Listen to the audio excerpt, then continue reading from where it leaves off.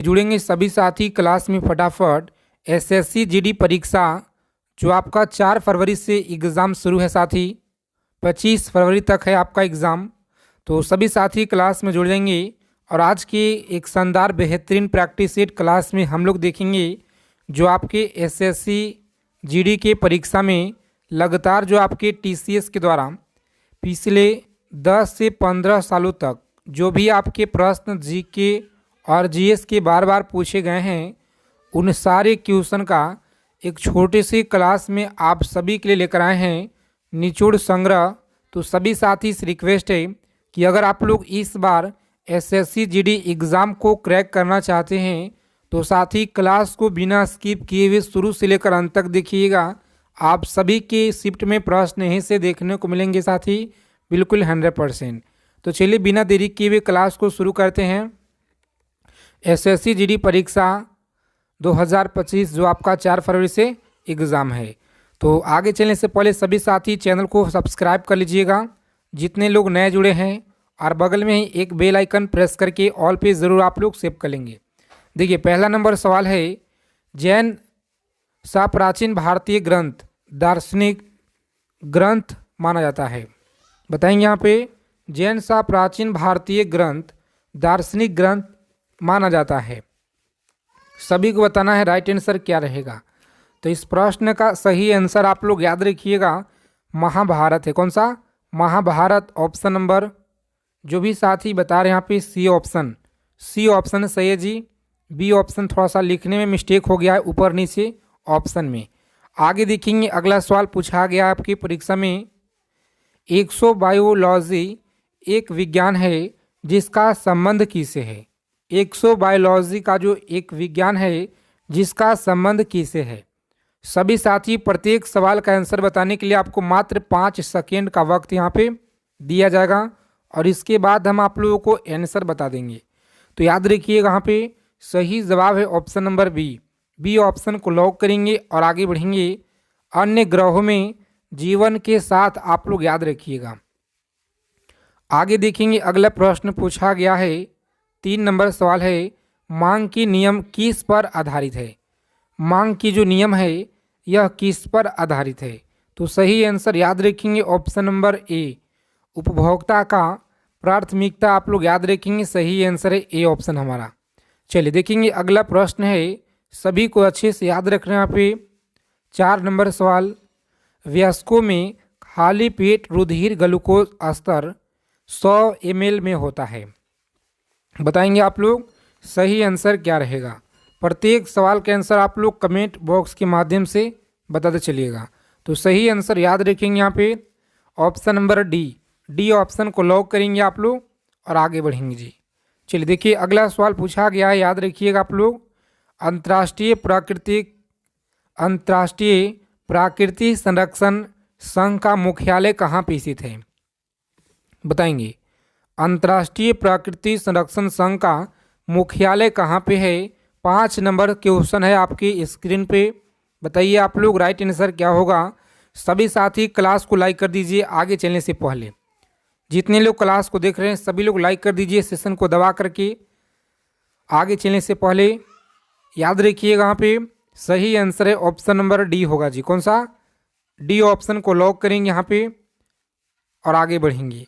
आगे देखिए पूछा गया सवाल है आपके परीक्षा में 6 नंबर सवाल है, रामनाथ कोविंद को भारत के डैश राष्ट्रपति के रूप में नियुक्त किया गया।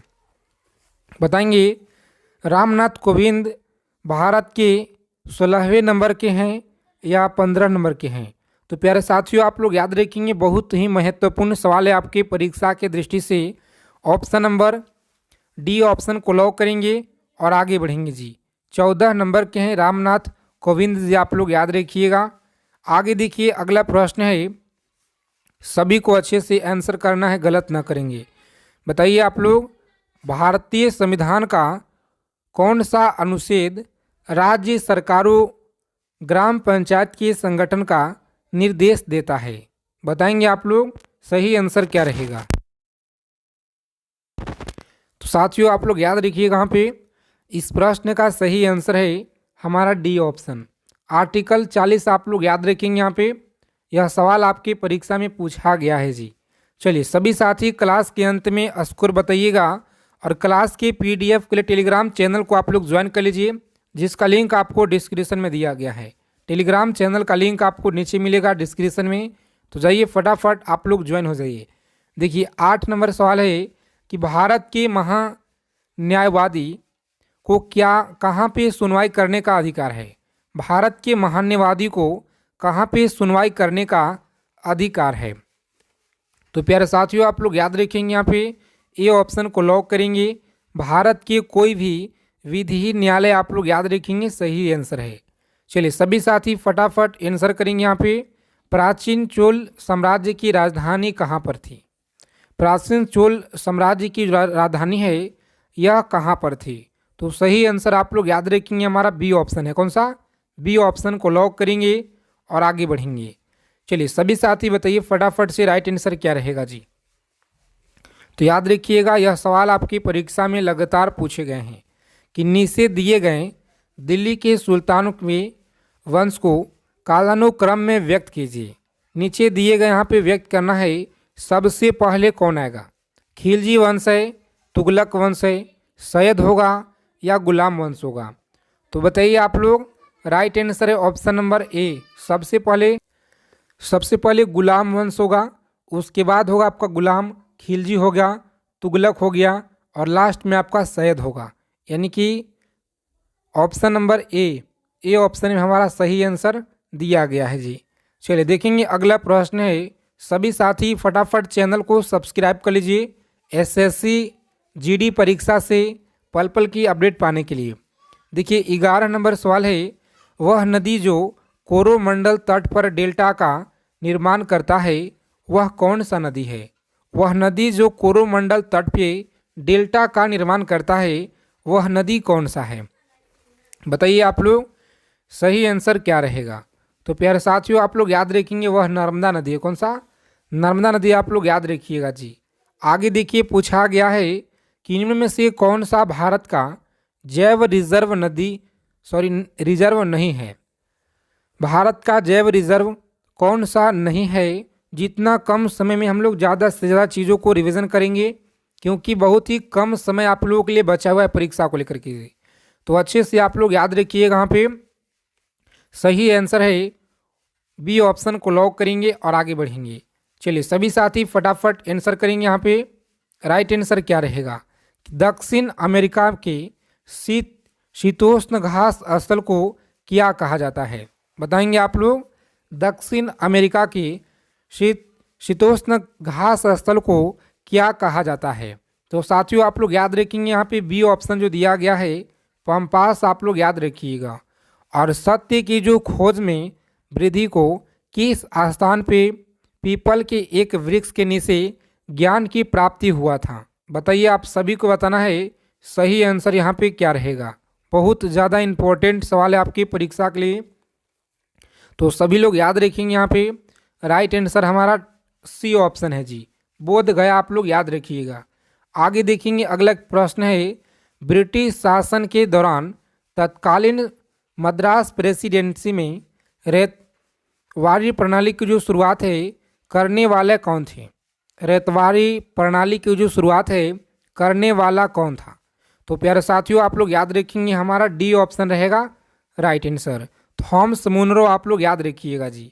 चलिए सभी साथी फटाफट आंसर कीजिए। यहाँ पे बताइए राइट आंसर क्या होगा कि निम्न में से कौन सा व्यक्ति इटली के एकीकरण से संबंधित नहीं था। बताएंगे इटली के एकीकरण से संबंधित नहीं था। तो याद रखिएगा आप लोग, सही आंसर है मुसोलिनी आप लोग याद रखेंगे, डी ऑप्शन रहेगा इस प्रश्न का राइट आंसर। आगे देखेंगे पूछा गया सवाल है आपकी परीक्षा में, बृहत्तर हिमालय का जो दूसरा नाम है यह क्या है। सभी को अंत तक देखना है, एक एक चीज़ों को याद रखिएगा आप लोग। आप सभी के परीक्षा में सवाल साथी यहीं से देखने को मिलेंगे जी, तो याद रखिएगा अच्छे से आप लोग। सही आंसर यहाँ पे लॉक करेंगे ऑप्शन नंबर बी, हिमाद्री आप लोग याद रखिएगा, सही आंसर है जी, हिमाद्री आप लोग याद रखेंगे। चलिए देखिए 18 नंबर सवाल है कि ज्वालामुखी के आपको आकार के मुख को क्या कहा जाता है। ज्वालामुखी के कप आकार के मुख को क्या कहा जाता है? तो याद रखेंगे आप लोग, सही आंसर है डी ऑप्शन को लॉक करेंगे और आगे बढ़ेंगे। चलिए 19 नंबर सवाल देखिए, बताना है आपको कि दुग्धजनक हार्मोन का जो स्राव है यह कहाँ पे होता है? दुग्धजनक हार्मोन का जो स्राव है यह कहाँ पे होता है? तो सभी लोग याद रखेंगे, पीयूष आप लोग याद रखेंगे, सही आंसर ए ऑप्शन है जी। सभी साथी क्लास को लाइक कर दीजिए दबा के सेशन के, और प्लीज़ आप लोग चैनल से साथी जुड़ जाइए। जो साथी नए हमारे साथ जुड़े हैं आज की क्लास में, वह जीव कौन सा है जो वायु प्रदूषण को मॉनिटर करता है? और साथियों आपको बता दें कि जो पिछले बार हम लोग क्लास किए थे एसएससी जीडी का, मात्र 19 मिनट का एक वीडियो है, जहां से आपके पिछले साल हर शिफ्ट में प्रश्न वहां से पूछे गए हैं। तो अगर आप लोग नहीं देखे हैं तो जाइए फटाफट, चैनल का सबसे पॉपुलर वीडियो है उसे एक बार आप लोग जरूर देखिएगा। इस बार उस क्लास से आप लोगों को प्रश्न मिलेंगे जी प्रत्येक शिफ्ट में, तो जाइए फटाफट आप लोग देख लीजिएगा क्लास खत्म होने के बाद। देखिए अगला प्रश्न है कि वह जीव कौन सा है जो वायु प्रदूषण को मॉनिटर करता है? बताएंगे वह जीव कौन सा है जो वायु प्रदूषण को मॉनिटर करता है? तो आप सभी लोग याद रखेंगे, यहाँ पे सही आंसर है ऑप्शन नंबर सी ऑप्शन को लॉक करेंगे। लाइक ये ना आप लोग याद रखेंगे। चलिए सभी साथी फटाफट आंसर करेंगे। यहाँ पे बताइए राइट आंसर क्या रहेगा कि रक्त के थक्का बनने के लिए निम्न में से कौन सा विटामिन का आवश्यकता होता है? बताइए आप लोग, विटामिन के आप लोग याद रखिएगा जी। रक्त के थक्का के लिए जो है विटामिन के का आप लोग याद रखिएगा। चलिए सभी साथी देखेंगे, यहाँ पे अच्छे से याद रखिएगा, चीज़ों को समझिएगा। बहुत ही ज़्यादा महत्वपूर्ण सवाल है आज की क्लास में हम आपके लिए लेकर आए हैं। स्वपोषित थैलोफाइटा वाले फ्लोरोफिल का क्या कहा जाता है? बताइए आप लोग, क्लोरोफिल को क्या कहा जाता है थैलोफाइटा वालों के? तो सही आंसर आप लोग याद रखेंगे ऑप्शन नंबर बी ऑप्शन को लॉक करेंगे। साथी सवाल आप लोग यहाँ पे याद रखिएगा जी, सवाल आगे देखेंगे। पूछा गया है कि प्रत्येक कर से क्या आशय है? बताएंगे आप लोग, प्रत्येक कर से क्या आशय है? तो सही आंसर याद रखेंगे आप लोग, करदाता और सरकार के बीच कर के संदर्भ में कोई सीधा संबंध न हो, यानी कि ऑप्शन नंबर ए हमारा सही आंसर है जी, याद रखेंगे आप लोग। चलिए सभी साथी फटाफट बताइए राइट आंसर क्या रहेगा कि एशिया तथा उत्तरी अमेरिका किसके द्वारा पृथक होता है? एशिया तथा उत्तरी अमेरिका किसके द्वारा पृथक होता है? तो आप सभी को अच्छे से याद रखना है, मोस्ट इम्पोर्टेंट क्वेश्चन है जो आप सभी के परीक्षा में लगातार पूछे गए हैं। सही आंसर है डी ऑप्शन को लॉक करेंगे। यहाँ पे बेरिंग जल मरुमध्य आप लोग याद रखिएगा।